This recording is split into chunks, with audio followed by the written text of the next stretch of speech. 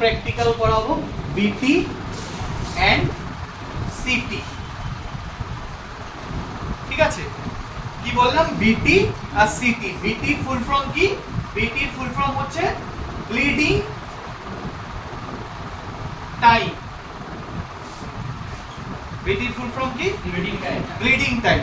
আর সিটির full form কি? Clotting time. Clotting time.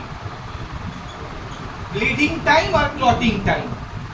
Bleeding time মানে কি? রক্ত ক্ষরণের সময় নির্ণয়। তোমার শরীর থেকে কতক্ষণ রক্ত ক্ষরণ হচ্ছে তার টাইমটা নির্ণয় করো। আর ক্লটিং টাইম মানে কি? রক্ত জমাট বাঁধার টাইম নির্ণয়, মানে রক্তটা কতক্ষণে ক্লট হচ্ছে তার টাইমটা নির্ণয় করা। ব্লিডিং টাইমের নরমাল ভ্যালু হচ্ছে 1 থেকে 3 মিনিট। 1 থেকে 3 মিনিট। আর ক্লটিং টাইমের নরমাল ভ্যালু হচ্ছে 3 থেকে 8 মিনিট। ঠিক আছে, এই দুটো মেইনলি কিসের জন্য করে? মেইনলি করে হচ্ছে গিয়ে তোমার পেশেন্টকে অপারেশনে ঢোকানোর আগে টেকনিশিয়ানকে যেতে হয়, ডাক্তার বিটিসিটি লেখে, এই টাইমটা দেখে কতটা, কেন কাটাকাটির ব্যাপার আছে তো।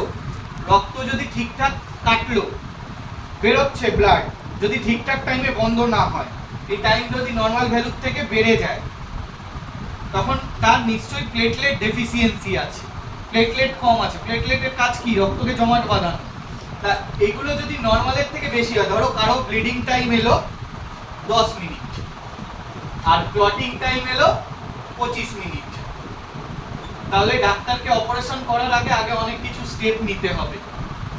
বুঝতে পেরেছো? কেন কেন আসবে নরমাল ভ্যালুর থেকে টাইমটা বেশি? কেন আসবে? কখন বেশি আসবে? যখন তার শরীরে থ্রম্বোসাইটোপেনিয়া, প্লেটলেট যখন কমে যাবে, তখন এইগুলো নরমাল ভ্যালুর থেকে টাইম বাড়তে থাকবে। আর কখন? ধরো কম আসলো, 1 মিনিটের আগে কারো জমে গেছে, মানে ক্ষরণ হওয়া বন্ধ হয়ে গেছে, তখন কি? থ্রম্বোসাইটোসিস, মানে প্লেটলেট ভালো আছে বডিতে।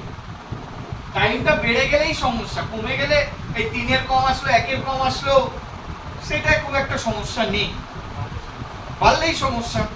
এখানে বাড়া মানে হচ্ছে প্লেটলেট কমা, টাইম বাড়া মানে প্লেটলেট কমা, আর টাইম কমা মানে প্লেটলেট বাড়া। এবার মেন হচ্ছে জিনিসটা আমি কিভাবে করব, এটা পেশেন্টের